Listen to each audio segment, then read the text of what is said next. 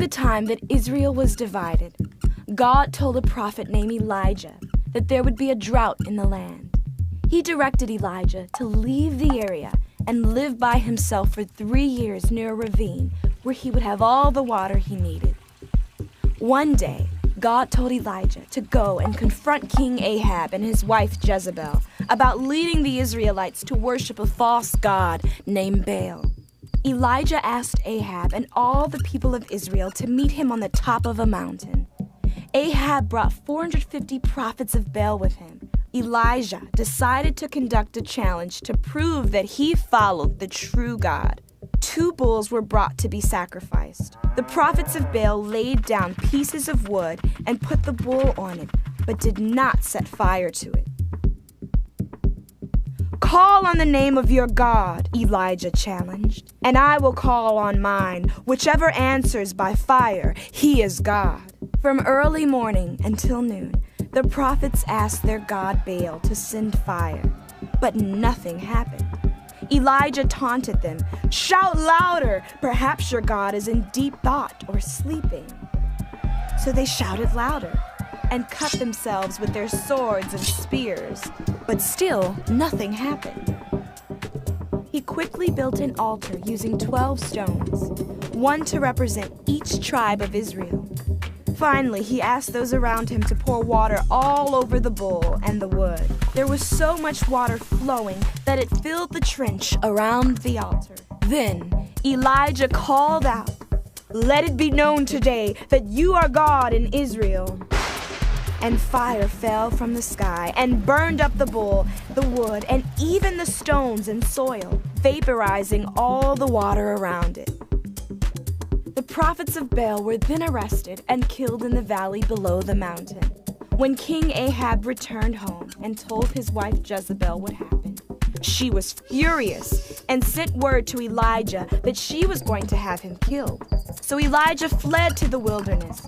There he met an angel sent by God to take care of him, who gave him food and water. Eventually, God told Elijah that Elisha would take his place as a prophet in Israel. Not long after, Elijah and Elisha were walking along the road, and a chariot and horses made of fire appeared out of nowhere and took Elijah up into the sky. So Elisha continued to do God's work, performing miracles, and at one point even raising a young boy from the dead. Elijah stretched out his body over the boy and caused him to sneeze 7 times, bringing him back to life. For many years after, God continued to use Elisha and a number of other prophets to perform miracles and warn the Israelites of all that would happen to them if they did not follow God. Despite the prophets' warnings, the next several kings led Israel further and further from God. It was only a matter of time before things had to change. Warning labels are everywhere these days, right? Just about any product you can think of has some kind of warning or disclaimer attached to it. And we know the reason, right? It's because companies are trying to protect themselves against lawsuits. You didn't tell me that coffee would be hot. I burned myself. You'll be hearing from my attorney, stuff like that. But I do think that causes some companies to go a little overboard with their warning labels, and they provide warnings that really are unnecessary. They're about things that should be common sense. And there are whole websites and social media pages dedicated to collecting and keeping track of these unnecessary warning labels. Like on one of those cardboard sun shields for a car, there's a label that reads, "Do not drive with sun shield in place." I hope you can figure that out on your own, but just in case, they have a warning label. There is a label on a carton of eggs that reads, "Warning, this product may contain eggs." I would hope so, right? There's a label on a small tractor that says in big letters, "Avoid death." They're just getting right to the point. That's good advice. A clothes iron has a label that says, "Do not iron clothes on body."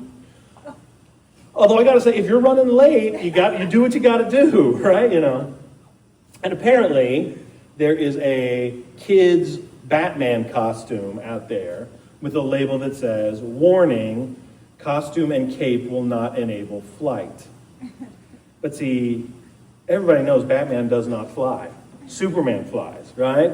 So if someone bought that Batman costume thinking it would help them to fly, they're misguided on a couple of levels, right? So there are warnings that are a little unnecessary. But then there are others that are a lot more serious. Warnings that if they go unheeded could lead to serious problems down the road. Maybe you know somebody who is engaged in certain behaviors, and so far they have ignored the warning signs. And so eventually you warn them yourself. You kind of stage a mini intervention because you know if they do not change direction, it will eventually lead to major consequences for themselves or for others. So if you've ever been in a position like that where you give somebody that kind of warning, it is similar to one of the main jobs performed by a group of people called prophets. A prophet, as the Bible uses that term, is simply someone who delivers a message directly from God. They communicate God's truth. Sometimes that involves foretelling the future. And that's what we normally think of when we think of prophecy. But not always. Like many times, biblical prophecy takes the form of a warning. That if a group or an individual doesn't change their ways and turn back to God, bad things are going to happen. God has worked through prophets throughout history. They pop up all over the Bible, both the Old and the New Testaments, but they are especially prominent in the era of Israel's history that we're focusing on right now, the divided kingdom. Okay, we're going through the big picture stories you guys know that the Bible tells from beginning to end. And as we talked about last time, the nation of Israel, which had once been unified and relatively strong under kings like David and Solomon, became divided into two separate kingdoms. We had the northern kingdom of Israel and the southern kingdom of Judah. Jeroboam was the first king of the northern kingdom, and Rehoboam, no relation, was the first king of the southern kingdom. Sadly, neither Jeroboam nor Rehoboam was interested in following the true God or honoring the covenant he made with the Israelites. Neither were the kings who took over after them. In fact, most of the kings of that southern kingdom, Judah, were evil. Although there were some exceptions. There was a good king named Asa, who was Rehoboam's grandson. He was the first good king of the divided kingdom of Judah. He honored the Lord. He led his people to do the same. But as for that northern kingdom, not one of the 19 kings they had in their history ever attempted to bring their people back to God. Some of them actively participated in and endorsed other religions, the worship of other gods, so-called. And so God sent prophets to both kingdoms, northern and southern, and these prophets issued warning after warning that if the people did not turn back to God, bad things would happen. Judgment would come. But those warnings went mostly unheeded. Over the next few weeks, we're going to talk about several prophets from this era. Some of them wrote books of prophecy that are part of our Old Testament. And most of those books of prophecy are named after the prophet who wrote them. Some of them are really, really long and involved, like Isaiah, Jeremiah. Some of them are very short, like the book of Obadiah, which is just one little chapter. It's the shortest book in the whole Old Testament. Just about all of these books of prophecy provide warnings to either Israel or Judah or both, and also sometimes their enemies, about what would happen if they did not turn back to God. But then some of these prophets would write also about something a lot more hopeful, someone who would come someday in the future to save not just Israel, but all of humanity from their sins. And we'll obviously talk more about that as we go forward. One of the most famous prophets of Israel is not known for his writing. There's no book with his name, but for his actions. His name is Elijah. And I think he is one of the most fascinating people in the whole Old Testament. His story reads kind of like that of an action hero. We can read about him in the book of 1 Kings, starting in chapter 16, really chapter 17. We'll get to that in just a minute, so I invite you to turn there with me in your Bibles or your Bible apps. Elijah's ministry took place during the reign of one of the worst kings of the northern kingdom, King Ahab. He became king. There's lots of archaeological evidence for King Ahab. He became king around 874 BC. Ahab married a woman named Jezebel, who was a princess from a neighboring kingdom called Sidon. She was not a good person, to say the least. Okay? She was a big fan of the god Baal, which, just one little note, sometimes that word is pronounced Baal, which is a little more accurate to the way they would have said it back then, and it's a lot more fun to say, frankly. But here in the U.S., we usually pronounce it Baal. That's the way they said it on the video, so I'm going to try to stick to that today. But if a Baal sneaks in there somewhere, you'll know what happened. Baal was considered the most powerful god in the Canaanite mythology. He was the god of fertility, which included agricultural fertility, like crops, and human fertility, babies. Baal was said to control the weather, among other things. That was one of the things he was supposed to be able to do. Ahab and Jezebel not only promoted the worship of Baal, they built a temple for him in Israel, and then they outlawed the worship of Yahweh in Israel. Like, just imagine that. And not only that, they hunted down and killed God's prophets. It was a very dark time for Israel. Here's how the Bible summarizes it. This is 1 Kings chapter 16, starting with verse 29. In the 38th year of Asa, king of Judah, the good king, Ahab, son of Omri, became king of Israel. And he reigned in Samaria over Israel 22 years. Ahab, son of Omri, did more evil in the eyes of the Lord than any of those before him. He not only considered it trivial to commit the sins of Jeroboam, son of Nebat, but he also married Jezebel, daughter of Ethbaal, king of the Sidonians, and began to serve Baal and worship him. He set up an altar for Baal in the temple of Baal that he built in Samaria.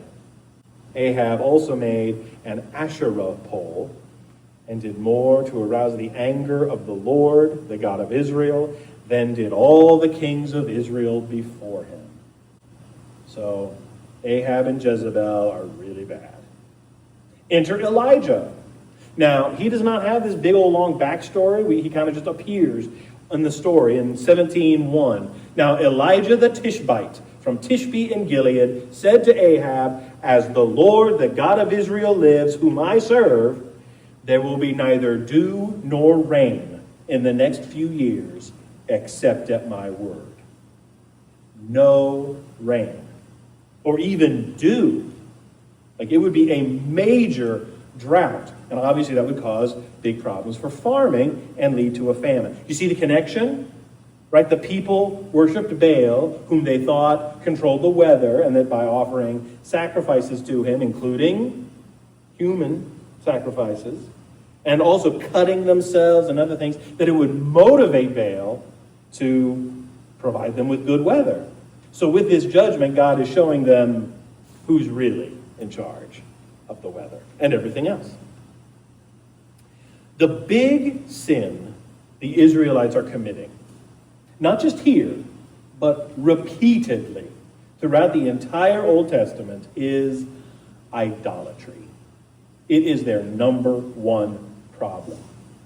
Now, for the Israelites, that often meant dabbling in other religions, other religious practices, some of which were pretty vile and disgusting, and worshiping little g gods, pretend gods.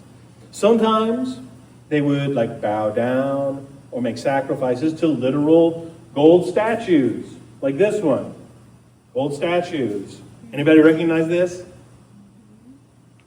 It's from Indiana Jones. It's a copy of that idol that Indiana Jones is after at the very beginning of Raiders of the Lost Ark. So they would worship little idols like this. This is made out of mostly plastic, but things made out of gold, and they would bow down and they would offer sacrifices. Or they would worship gold calves.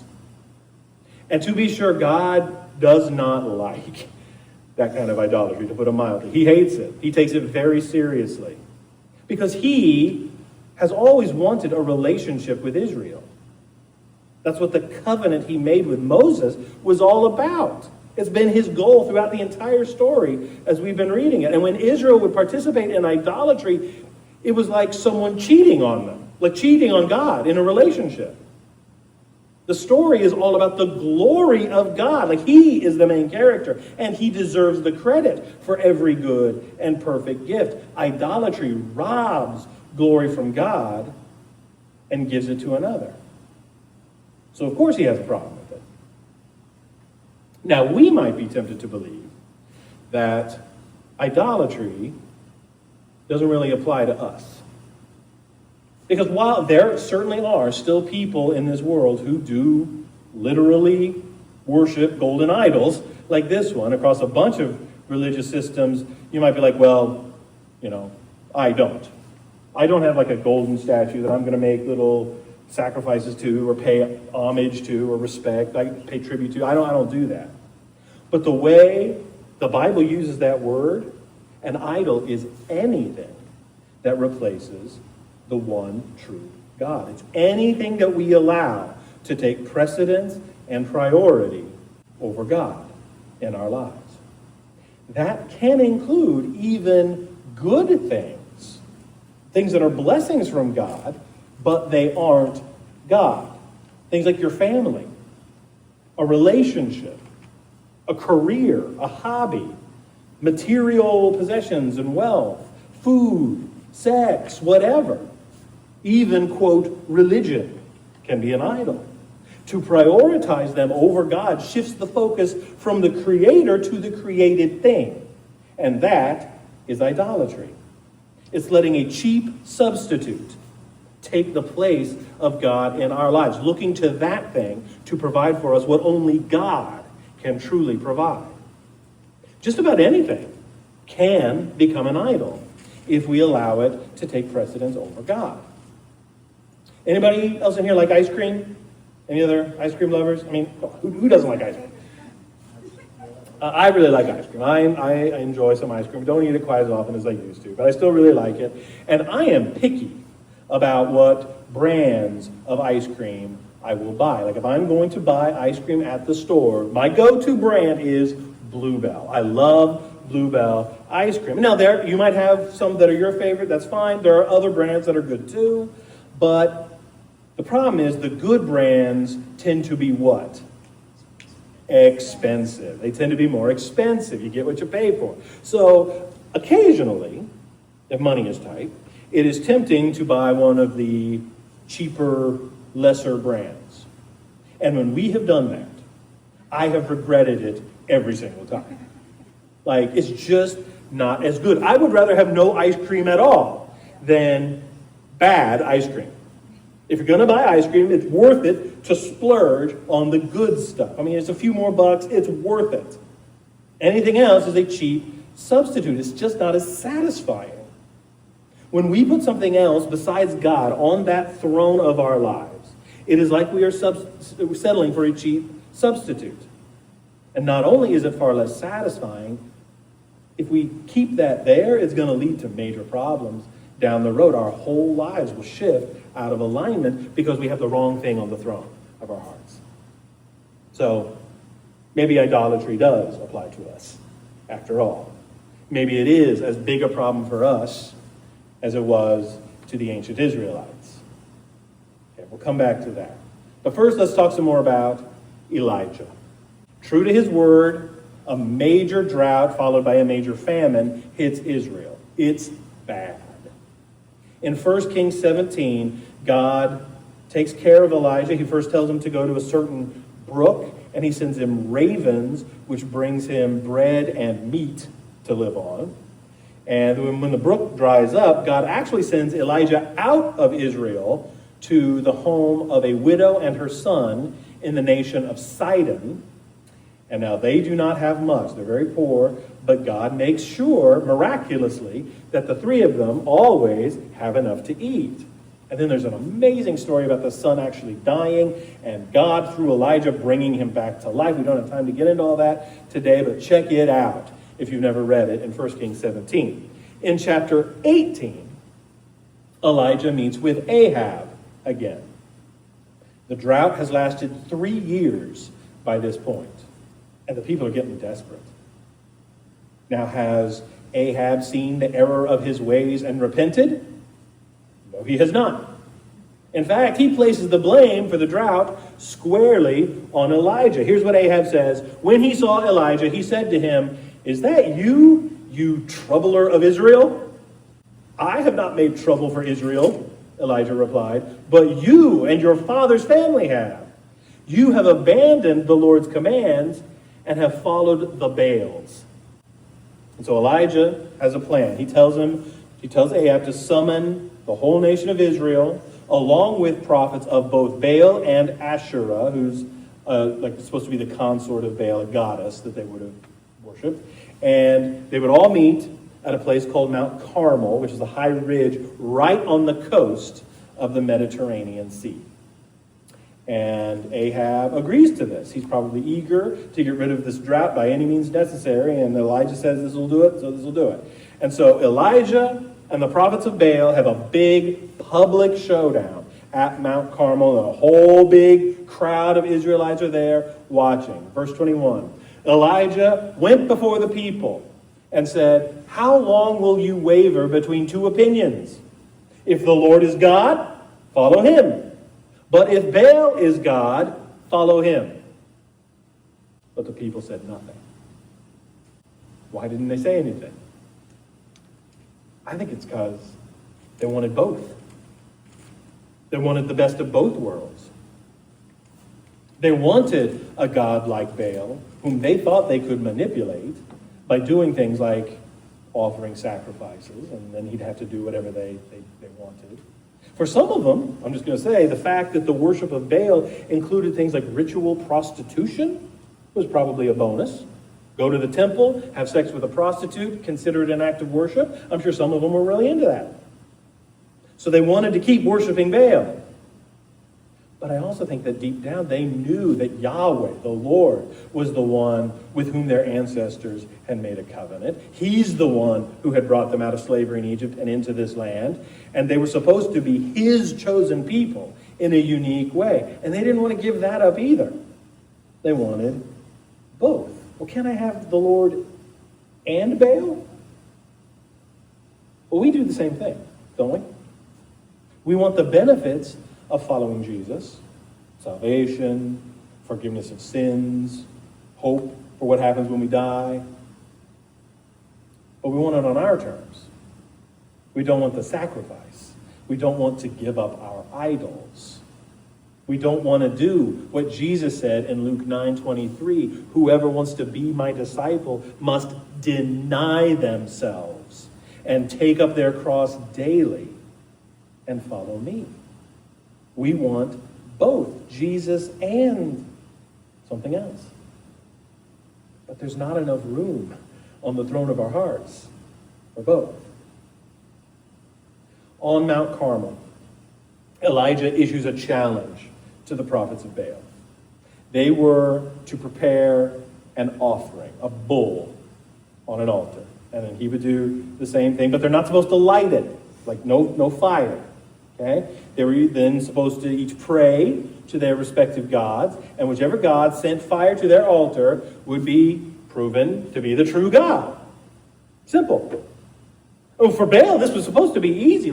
He was the god of weather, among other things. He was often depicted in ancient art as holding a lightning bolt. So he'd just send one of those bolts to the altar, and zap, there'd be fire. Case closed. So everybody agrees to this. It sounds good. The prophets of Baal go first, verse 26. So they prepared one of the bulls and placed it on the altar. Then they called on the name of Baal from morning until noontime, shouting, "O Baal, answer us." But there was no reply of any kind. Then they danced, hobbling around the altar they had made, like these ecstatic dances that they would do in worship. And then comes one of my favorite parts. About noontime, Elijah begins mocking them. "You'll have to shout louder," he scoffed, "for surely he is a god.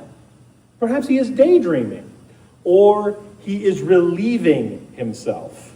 Okay, now that phrase right there, other translations put it other ways. Maybe they soften it, try to make it a little church appropriate. But what Elijah is saying is maybe Baal isn't answering because he can't get off the toilet. And then he goes on. Or maybe he's away on a trip. Or he's asleep and needs to be awakened.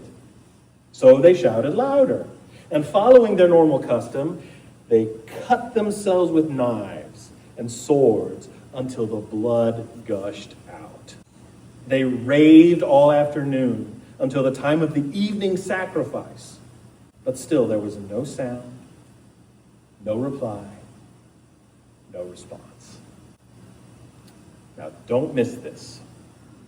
Why didn't Baal answer? This is not a rhetorical question. Like somebody shouted out, why didn't Baal answer? He's not real. He's phony. He's a fake. He's a fraud. Sometimes people theorize that some of these like little g gods we read about in the Bible, they may have had some kind of demonic entity like behind them, so there was something there. Maybe sometimes, but apparently not this time. See, it's not just that Baal is a lesser god or that he is inferior to Yahweh. It's that he's not a god at all. He's a statue. He's made up. And the same is true for other idols that we try to put in place of the true God. Some of them are inherently sinful, but some aren't. They're actually good things. Family, education, security, so on. They're not bad. They're just not God. So they don't belong on the throne of our hearts. Only the Lord is God. This is a tragic scene in many ways. It takes all day. And these guys they must believe in what they're doing. They're cutting their bodies until the blood flows. It's kind of pathetic. But the same kind of thing happens when we try to cling to our idols. We end up causing damage. We hurt ourselves. We hurt other people. Well, then it's Elijah's turn. And he does something bold. He rebuilds an altar of the Lord that had previously been torn down. And then he digs a trench around it. And then he puts the wood on the altar and then the animal. And then he dumps a total of 12 large jarfuls of water all over everything. Remember, this is during a drought, okay? So this water is precious. And so he dumps this water all over everything, and the wood and the altar are completely drenched. And it's enough water to fill that little trench that he dug. I mean, the point here is that no one is setting fire to this sacrifice by any normal, natural means. Ever try to light a fire with wet wood? Right? It's not easy to do. And then Elijah offers a prayer, just a simple prayer. It's quite a contrast to all the dancing and the cutting and the theatrics performed by the prophets of Baal. At the time of the sacrifice, the prophet Elijah stepped forward and prayed, "Lord, the God of Abraham, Isaac, and Israel, let it be known today that you are God in Israel, and that I am your servant, and have done all these things at your command. Answer me, Lord, answer me, so these people will know that you, Lord, are God, and that you are turning their hearts back again." Then the fire of the Lord fell and burned up the sacrifice, the wood, the stones, and the soil, and also licked up the water in the trench. It's like a little mini nuclear blast or something. It just vaporizes everything. And when all the people saw this, they fell prostrate and cried, "The Lord, he is God. The Lord, he is God." It is a dramatic, emphatic victory for the Lord. The prophets of Baal are rounded up, they're put to death. And not long after this, Elijah prays, and the Lord sends rain, ending the drought. But Elijah's story is still pretty interesting even after this. Queen Jezebel strikes back hard. Elijah becomes public enemy number one. Elijah has to go on the run. He becomes very depressed. He thinks for a while that he is the only one left in Israel who honors God. God takes care of him, helps him rest, and eventually reveals to him that there are actually others who follow God in Israel, and eventually introduces him to Elisha, who would become his protege and his successor, the next big prophet in Israel. And Elisha would go on to have a very interesting ministry of his own, which we can read in later chapters in 1 Kings.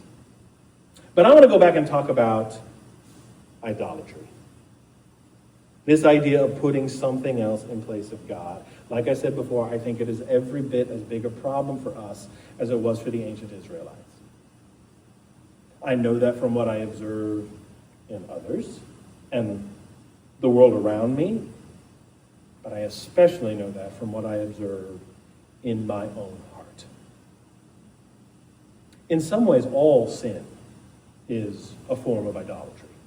Because in that moment, at least, you're putting that sin or behavior, whatever motivates it, ahead of God. As I have worked on this sermon this week, God has revealed to me so many different ways in my life where I am guilty of idolatry. So just know I'm preaching to myself as much as to anybody right now. I saw a list of questions that was adapted from a 17th century preacher named David Clarkson. These are questions that we can ask ourselves to identify possible idolatry in our own lives. And this is actually an abbreviated form of the list he made. These questions might step on some toes. They might make us feel a little uncomfortable. But think of these as a warning label. Maybe they can show us some areas in our lives we need to address so that we can move forward in our walk with God. Okay, you ready? Buckle up, ready or not, here we come. Question 1. What are you most disappointed with right now? Like just in general, in your life. What makes you feel the most disappointed? Is it your career? Is it your financial status? Is it your family situation? Is it your marriage? Like what is it, if you're going to honestly answer that question?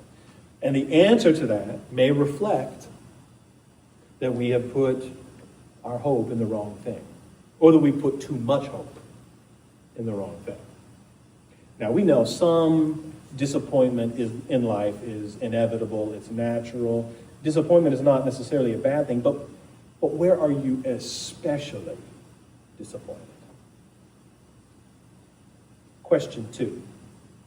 What do you find yourself complaining about the most?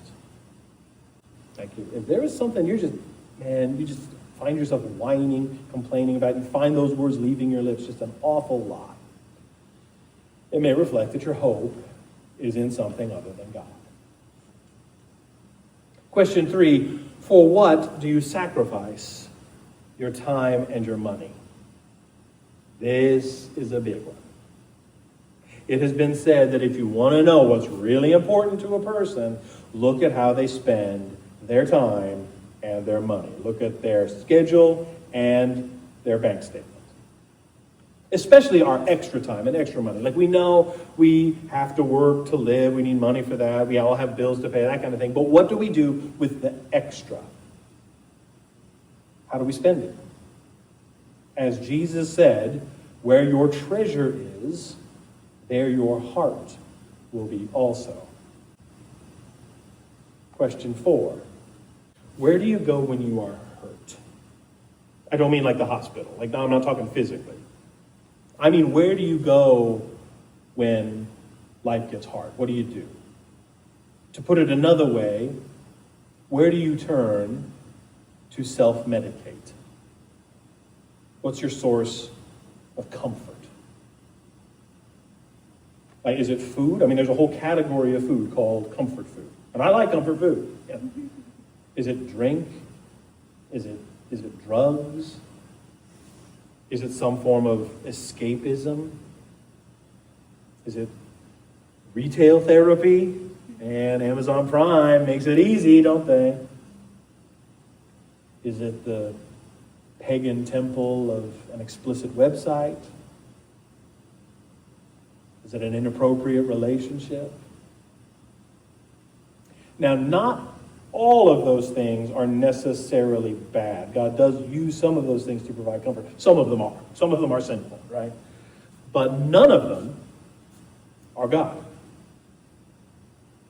None of them deserves to be on the throne of your heart or your source of ultimate comfort. Question 5. What makes you angry? Is it your team losing? Man, I relate to that. It happens a lot. Is it when somebody pulls out in traffic, or somebody's driving like an idiot? Which, by the way, I've noticed we all have kind of a different definition over what driving like an idiot means, right? Not us, as anybody but us, right? Is it when somebody disrespects you? Man, I have known people who get really bent out of shape at the slightest hint of disrespect from someone else. And so sometimes they even imagine disrespect when none was intended. What makes you angry? And finally, question 6. This is maybe the biggest. Whose applause or approval do you long for? Like, really? Is there someone you are trying to impress? It may be somebody who's no longer even living. Someone whose opinion matters to you more than God's opinion, if you're honest.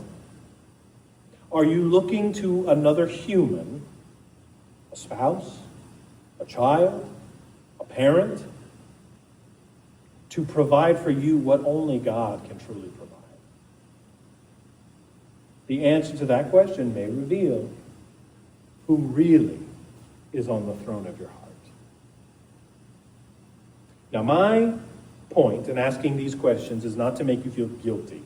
Okay? Idolatry is a problem that is common to all of us, but it's also a very big deal to God.